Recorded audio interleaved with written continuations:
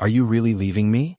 The question wasn't spoken, yet it lingered in the small space between them, heavy enough to press against her chest. Mia Wellington felt it reverberate through every carefully constructed part of herself, the part that had always been in control, composed, untouchable. Across from her, Simon Fares remained calm, deliberate, and silent, the same man who had once been the quiet center of her emotional life now seeming impossibly distant. And in that distance, she realized with a jolt that the person she had entrusted her heart to, the one she had chosen over family, over certainty, over herself, might not stay at all. Hi family, I need you to please help subscribe and watch my video to the end. Please remember to subscribe to my channel. Let us continue. It was a paradox she had not expected. The man who had brought warmth and attention into her life now carried the threat of loss with equal measure. Their weekends had been a ritual, a rhythm she had begun to depend on, a space where she could surrender control without fear of judgment. Walks through quiet streets, long stretches of shared silence, meals that felt private and sacred. These moments had become her lifeline, and she had not noticed how much she had come to rely on them. She had never known dependency in this form, never allowed herself to be this vulnerable, and now, in a single unspoken question, she confronted the possibility of abandonment. Mia had not always lived in this tension. In the Wellington household, she had been surrounded by people, yet profoundly alone. Her parents managed wealth, reputation, and schedules with flawless precision, offering guidance and support in measured doses. Her sisters, competent and composed, extended assistance when practical, yet never reached into the deeper, quieter chambers of her heart. She had learned early that survival required self-sufficiency, that emotional needs were a risk she could ill afford. Asking for comfort was indulgent, expressing longing was weakness. And so she became meticulous, efficient, emotionally guarded, a woman who could navigate life without relying on anyone else. Then Simon appeared. He did not interrupt her life with loud gestures or drama. He simply noticed her, her silences, the small details others overlooked, the tremors of restraint she carried beneath her polished exterior. And in noticing, he offered a kind of refuge she had never experienced before. She allowed herself to be present with him in ways she could never be with her family, in ways she had never allowed herself with anyone. He created a space where she could exist without having to justify her independence, without having to prove her worth. And slowly, imperceptibly, she began to carve her life around him, making weekends, evenings, and moments of quiet intimacy the priority. Her family noticed, though subtly. Polite questions, brief check-ins, the soft warmth that lingered in her parents' gestures. They remained present, but she withdrew from them. She didn't ignore them out of spite. She ignored them because she had chosen someone else to occupy the space they had always held. She had begun to rely on Simon not just for companionship, but for emotional presence, for recognition, for the sense of being seen in her entirety. Love, she realized, had never been simple. With Simon, it was intoxicating precisely because it was quiet, deliberate, and uncompromising in its patience. Yet even in this calm, she sensed a tension she could not yet name, a fragility that only grew as her reliance on him deepened. She had invested herself entirely, and the realization that he might not meet her at the same emotional threshold was unbearable. The house she returned to after weekends with him, the house filled with family, history, and abundance, felt strangely alien. It had always been a place of structure and safety, but now it seemed distant, sterile, and unmoving. The warmth that existed there had never been demanded, she had never needed to take it. And now, having stepped outside that environment to place herself in another, she felt the full weight of the distance she had created. Mia Wellington, a woman of control, intellect, and composure, was learning the paradox of being truly seen. It was both a gift and a risk, and no amount of preparation could guard against the possibility of heartbreak. As she sat in the quiet of that apartment, her chest tight with anticipation and fear, the unspoken question continued to echo, "Are you really leaving me?" Everything that had led her here, the meticulous independence, the restrained family connections, the intoxicating presence of Simon, was now converging on the realization that dependence, once granted, can never be fully withdrawn without pain. She did not yet know what would happen next, but she felt, with an intensity she could not ignore, that the coming days would demand choices she had never anticipated, and a reckoning with love she had never truly understood. Mia Wellington had always prided herself on her self-sufficiency, but now she discovered that even the strongest of structures could bend under the quiet insistence of another person's presence. After the tension-filled weekend with Simon, she returned to her apartment feeling the familiar weight of independence mingled with the new vulnerability that clung to her like a second skin. She recognized the paradox. The more she allowed herself to rely on him, the less she trusted her own strength. Her mornings were now punctuated by the memory of him. His glance, the way he had listened, the patience that had made her feel seen. She carried it with her as she navigated her work, her meticulously organized calendar, the appointments and meetings that were once her measure of control. The city moved around her, people were busy, noises collided, but inside, a small part of her remained suspended in the quiet room with him, in the soft hum of their shared weekend. Mia's life had always been built on calculation. Independence was not just a habit, it was survival. She had grown up observing the precise ways in which her parents and siblings maintained order and reputation, learning to mirror competence, conceal uncertainty, and manage her own emotions with efficiency. Family was reliable but distant. Love was assumed, never demonstrated in ways she could rely on. The realization of her solitude had been gradual but absolute. She had learned that self-reliance was safer than dependency, and that the demands of being emotionally vulnerable were not worth the risk. Yet Simon had offered a different kind of world. It was subtle at first, gentle attention, deliberate listening, curiosity about the minutiae of her thoughts and fears. He did not interrupt the rhythm of her life. Instead, he wove himself into it, quietly shifting her priorities without her noticing.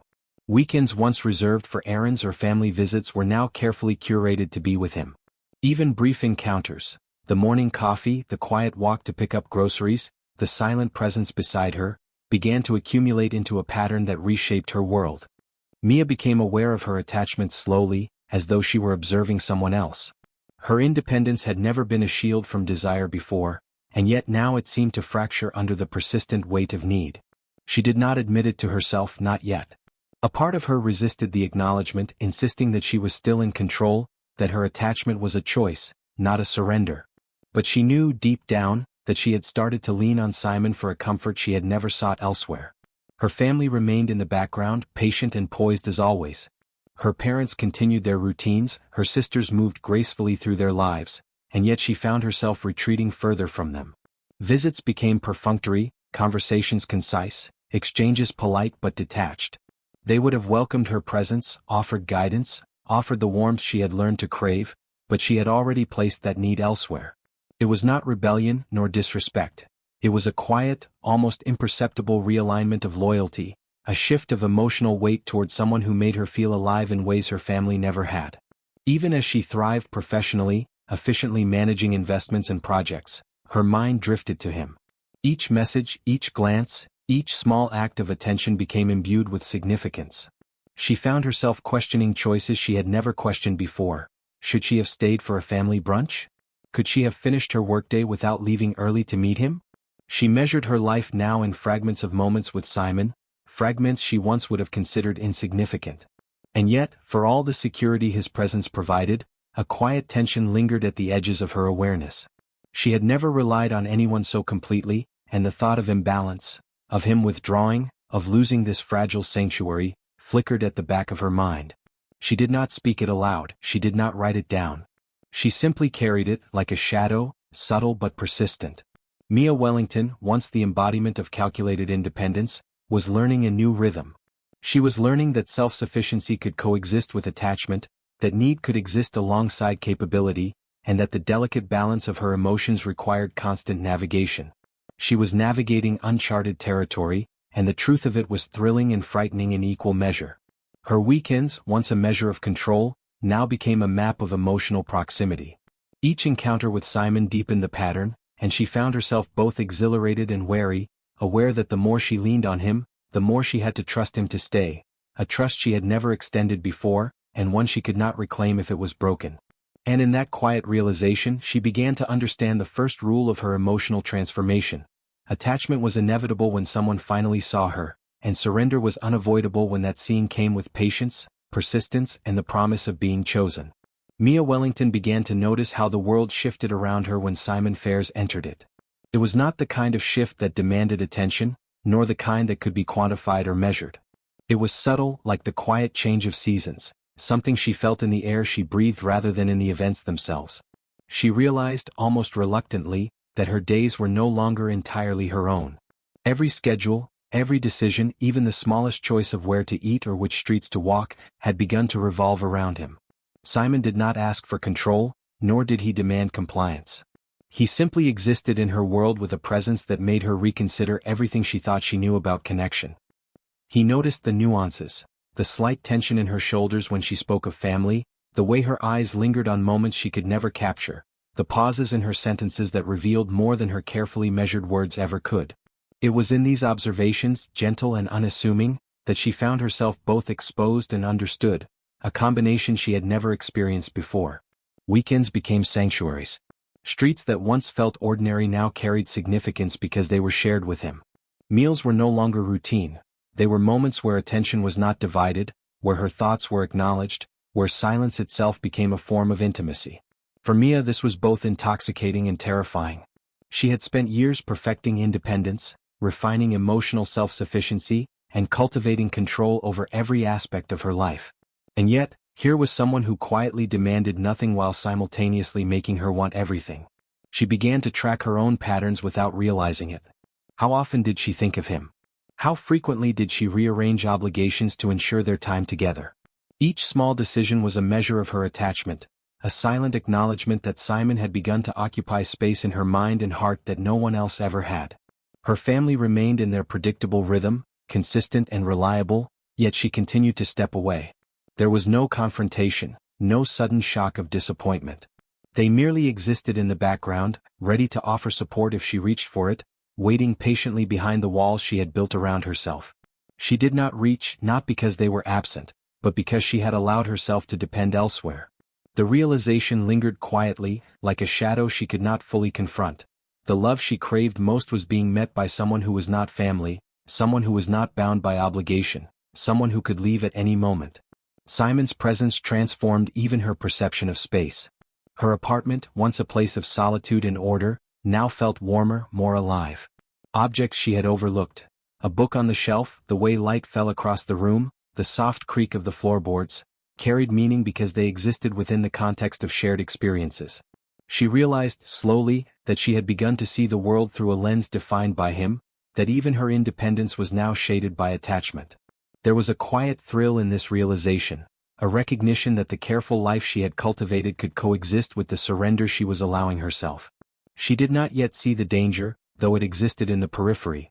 The more she allowed herself to rely on him, the more fragile her equilibrium became. Attachment was no longer theoretical, it was lived, daily, and every moment carried the subtle weight of anticipation and anxiety. Mia Wellington, composed, intelligent and self-reliant, was learning that being truly seen by another person could be as destabilizing as it was comforting. The calm intensity of Simon's attention had begun to map the contours of her heart, revealing spaces she had long avoided exploring. She found herself considering him in the smallest details of her life, what he would notice, what he would remember, what he would care about. And she liked it. She liked the way her heart responded to him, the way she measured her choices against his presence. She liked the quiet intimacy of being understood without words, and she liked the fragile thrill of dependency, even as a small, unacknowledged fear whispered at the edges of her mind, that he might not stay. For now, Mia allowed herself to revel in the subtle power of being seen. She walked through the city, attended to her responsibilities, and navigated her family life with the practiced composure she had always maintained, yet underneath it all, there was a pulse she could not hide. Every heartbeat, every quiet thought, every longing glance was shaped by him, and she had no intention of pulling away. The paradox of her life had become clear. She had never needed anyone, and yet she had never known what it meant to be understood. Simon Fares, by simply existing in the spaces she had reserved for solitude, had become the axis upon which her world now rotated, and she did not yet know how to reclaim the balance if it were ever threatened. Mia Wellington had always believed that loyalty was measured by presence, by attention, by the careful curation of time. She had never considered that attachment could demand sacrifice beyond what she had ever imagined. Yet, as she moved through the city streets that led to Simon's apartment, her heart thrummed with anticipation, and a quiet, nagging tension she refused to name. Simon was waiting, as he always was, yet the ease that had once defined their encounters was subtly absent. The light in his eyes, which had once made her feel luminous simply for existing, now flickered with distance. It was not abrupt, not cruel, but deliberate enough to make her notice. Every small gesture, the way he lingered less, the pauses in his speech, the way his attention drifted, hinted at a reality she had long refused to confront.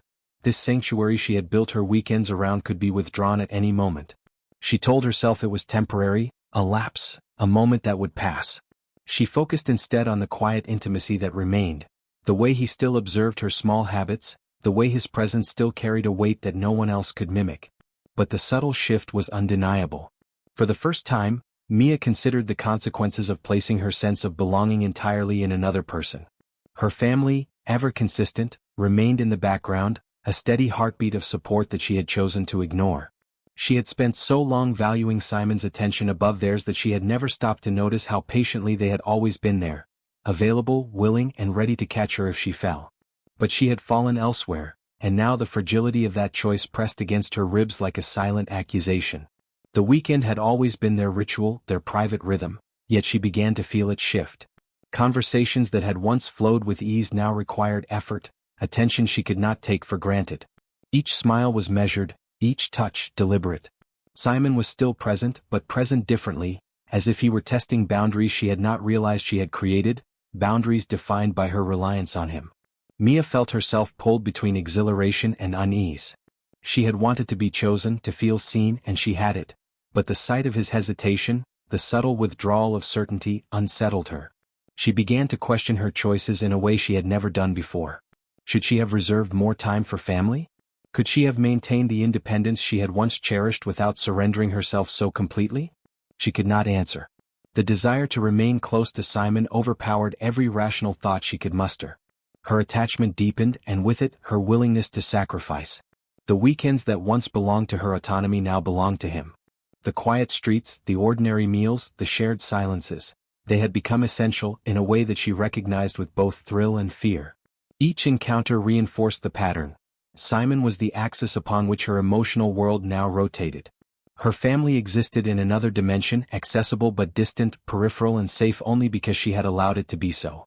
Mia Wellington, woman of control and precision, felt the first real tremor of instability in her carefully ordered life. She had given herself fully to someone who was not bound by blood, by duty, by history. And now, for the first time, she saw the possibility that the sanctuary she had built could fracture. Not violently but quietly, imperceptibly, in a way that left her alone to face the consequences. Love had not been simple before. Now it was a terrain that required constant navigation, delicate attention, and vigilance she had never had to practice. She felt exhilarated and terrified, aware that every moment of attachment carried a hidden risk, that Simon, deliberate, patient, and observant, might not stay, that her choice, made willingly and fervently, could leave her more exposed than she had ever imagined. And yet she could not pull away. She could not reclaim her previous independence, not entirely, not when the calm intensity of his attention had shown her how vivid life could feel when someone truly saw her. She would stay, she decided, for as long as he allowed it. And she would hope, silently, desperately, that he would not leave. Mia Wellington had long convinced herself that she was in control of her life. Independence was the measure of her worth, and self-sufficiency had been her constant companion for years. Yet, as the days stretched into weeks, she realized she had begun to lean on Simon Fares in ways she had never imagined possible. The shift was gradual, imperceptible at first, yet undeniable in its weight. She found herself waiting for his messages with anticipation that bordered on obsession, replaying their last conversation in her mind, reading meaning into pauses and silences. The certainty she had once carried, her ability to navigate life alone, was replaced by an anxious awareness of his attention or the lack thereof. Every delay, every distant glance, every half-hearted smile became magnified in significance. Simon remained patient, deliberate, and measured, yet the subtle changes in his behavior unsettled her. The long, uninterrupted weekends they had once shared were now punctuated by absences, late arrivals, and moments when his attention seemed elsewhere.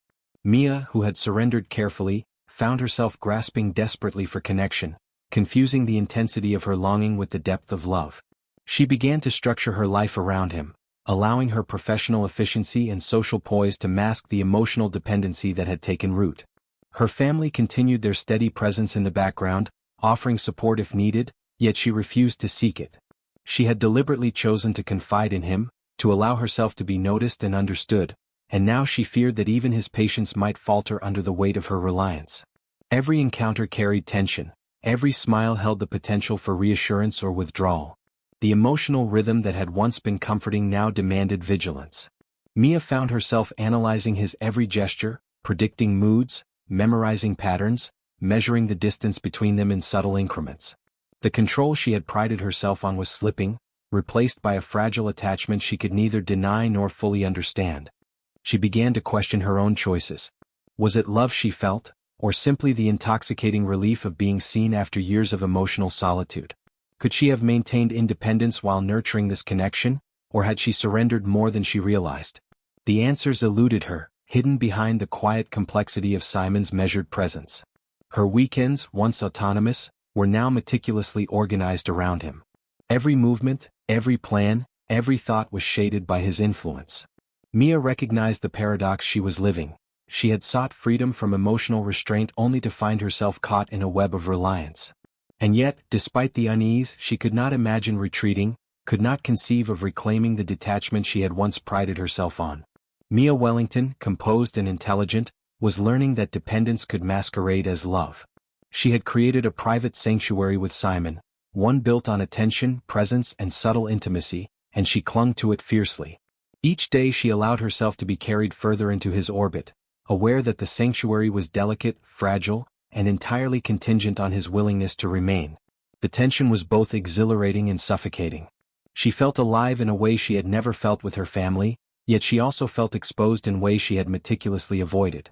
Every heartbeat, every thought, every small decision was now infused with anticipation and fear. She had chosen to place her emotional life in the hands of another, and the stakes had never been higher. And so she remained, willingly, desperately, tethered to the man who saw her completely, even as the first faint cracks began to appear in the certainty of their connection. The delicate equilibrium of her attachment depended entirely on Simon's consistency, and Mia knew, in the quiet spaces of her mind, that consistency was never guaranteed. Mia Wellington had begun to notice the subtle shifts long before they became undeniable. Simon Fares, who had once been the steady axis around which her emotional world rotated, had started to change. The attentiveness that had drawn her in, the quiet patience that made her feel understood, now seemed measured, deliberate in a way that unsettled her. It was in the small things first. A glance that lingered a fraction too briefly, a message returned later than expected, a weekend subtly shortened. Each of these shifts, on its own, might have been insignificant, easily rationalized. But to Mia, attuned as she was to his presence, the accumulation of these moments became impossible to ignore. She felt her carefully constructed independence wobble beneath her, replaced by a rising tide of anxiety she could neither name nor control. Her attachment had grown quietly, almost imperceptibly. What had begun as a choice to spend time with him, an intentional prioritization of connection over obligation, was now a reliance that had crept into every corner of her life. She measured her days by his availability, her moods by his attention, her sense of self by the reflection she saw in his eyes. And as Simon began to shift, the tether that had held her in a space of exhilaration now threatened to pull her off balance entirely. Mia's family remained in their familiar orbit, constant and patient. Her parents, her sisters and siblings offered warmth and guidance, yet she barely noticed them anymore. She had chosen Simon over them, and for a time the choice had been effortless. But now, as the subtle cracks in their relationship appeared, she felt a pang of regret she could not quite acknowledge. Their doors had always been open, their arms had always been ready. She had turned away, and in doing so, had made herself more vulnerable than she realized. The tension between longing and fear grew palpable in her chest. Every moment with Simon was charged with anticipation. She began to analyze his every gesture, every pause, every glance for signs of what he might be withholding. The calm certainty that had once defined their interactions had transformed into a delicate balance, one that depended entirely on his willingness to maintain it. Even as she continued her routines, work, appearances, social engagements, her thoughts drifted inexorably toward him. The world outside their weekends felt dimmer, less urgent, less alive. She had created a private rhythm with Simon, a sanctuary of attention and subtle intimacy, and the slightest disruption to it now sent tremors through her carefully controlled life. Mia Wellington, once invulnerable and meticulously self-reliant, began to recognize the fragility of her emotional foundation. Dependency, she realized, had arrived quietly, disguised as love. The realization terrified her, yet she could not stop the pull she felt toward him. She had surrendered, willingly, to the comfort of being seen, and now she faced the growing awareness that that comfort could be withdrawn at any moment. The shift was complete when she noticed it in the spaces between them. A casual distance in conversation, a fleeting distraction in his gaze, a hesitation where there had once been certainty. Simon was still present, still offering fragments of the intimacy that had drawn her in, but it was uneven, inconsistent, like a tide receding slowly from the shore. And Mia, tethered as she was, felt herself drawn into the undertow. Her heart tightened, her mind raced, and she realized with an acute clarity that the equilibrium she had depended on was no longer guaranteed. The shift was subtle but absolute, and the first real cracks in the sanctuary she had built were visible.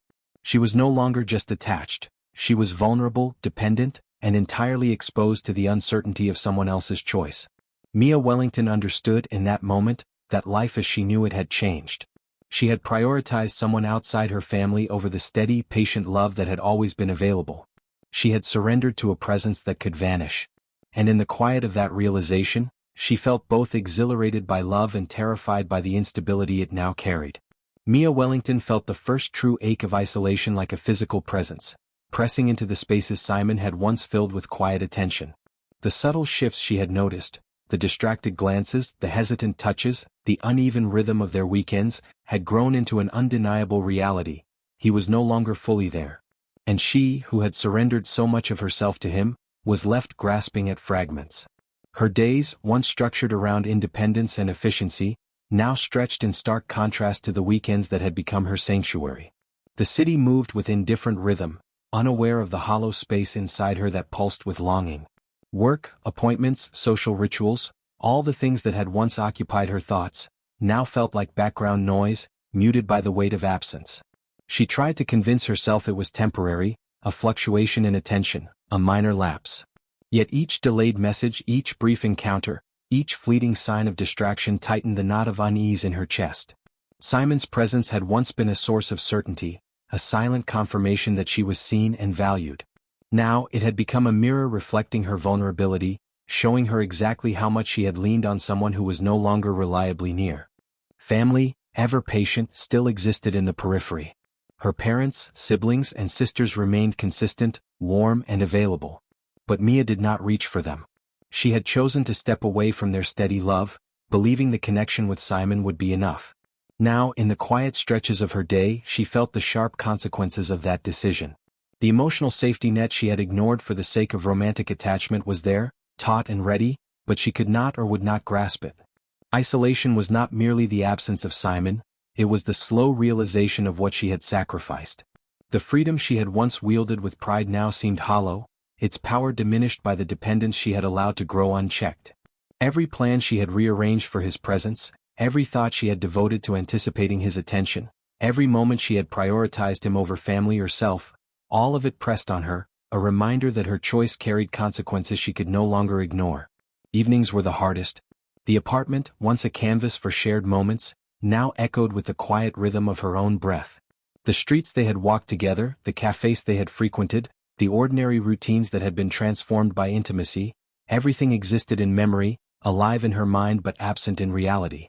She moved through these spaces alone, tracing the contours of moments she could no longer inhabit, aware that the emotional tether she had relied upon was fraying. Mia began to examine herself with a precision she had once reserved for business and family decisions. How much of her life had she surrendered without realizing it?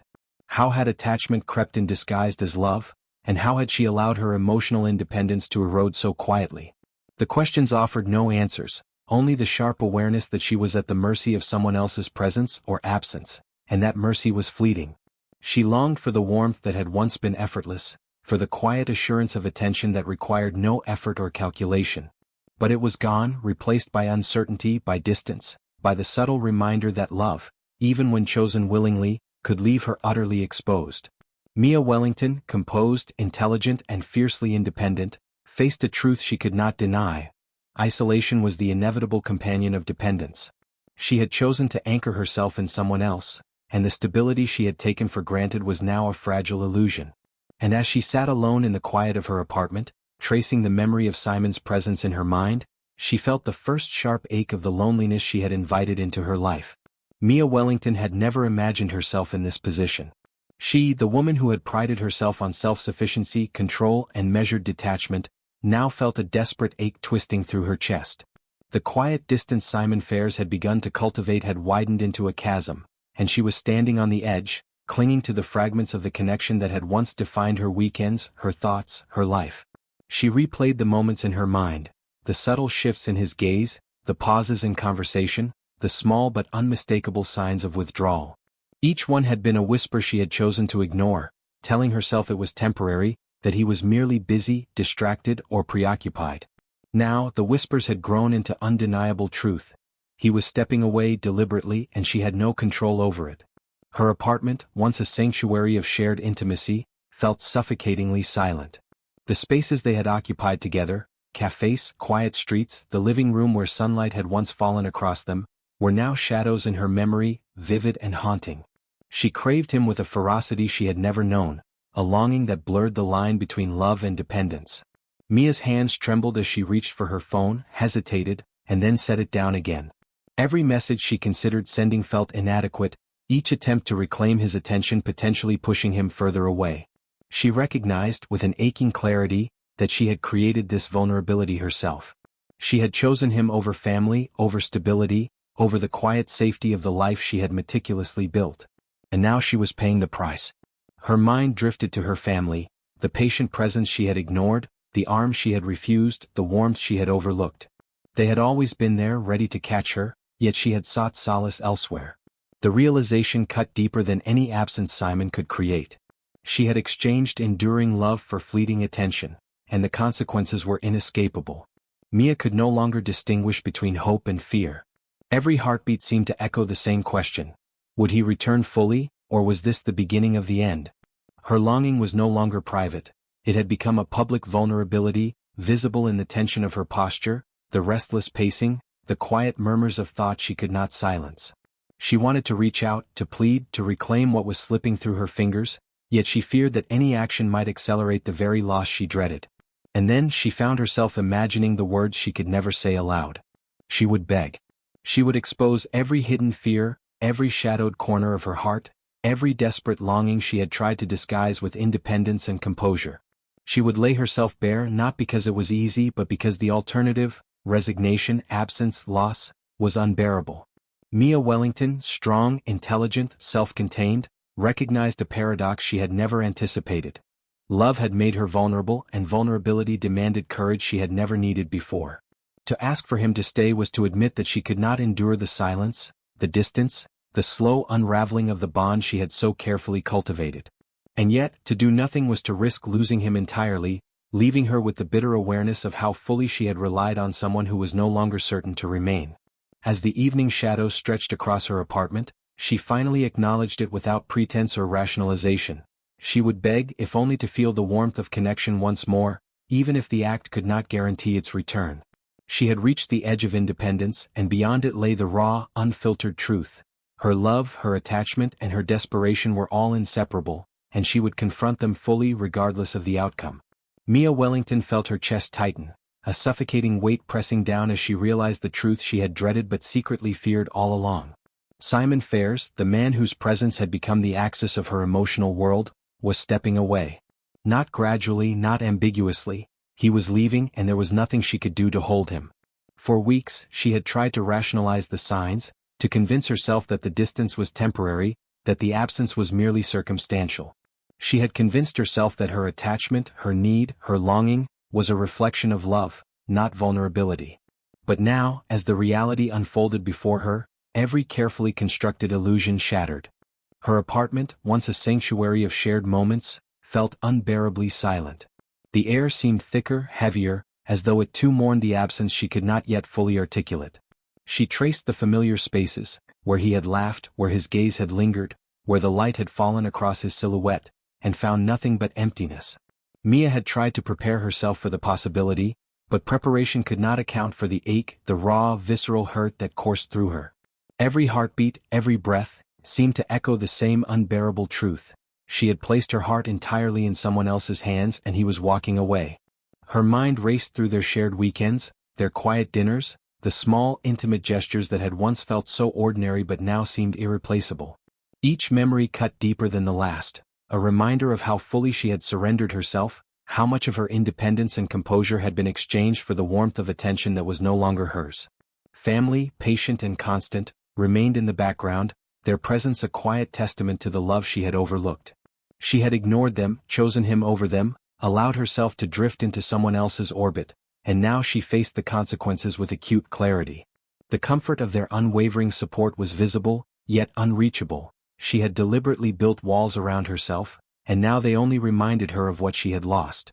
Simon's departure was neither abrupt nor harsh. There was no dramatic confrontation, no raised voice, no grand declaration. It was in the subtle withdrawal, the deliberate distance, the unspoken acknowledgement that their shared rhythm had ended. In that quiet, unassuming manner, he left, and the full weight of her dependence came crashing down. Mia Wellington, composed and intelligent, who had once prided herself on control and self-reliance, now faced the stark reality of emotional surrender.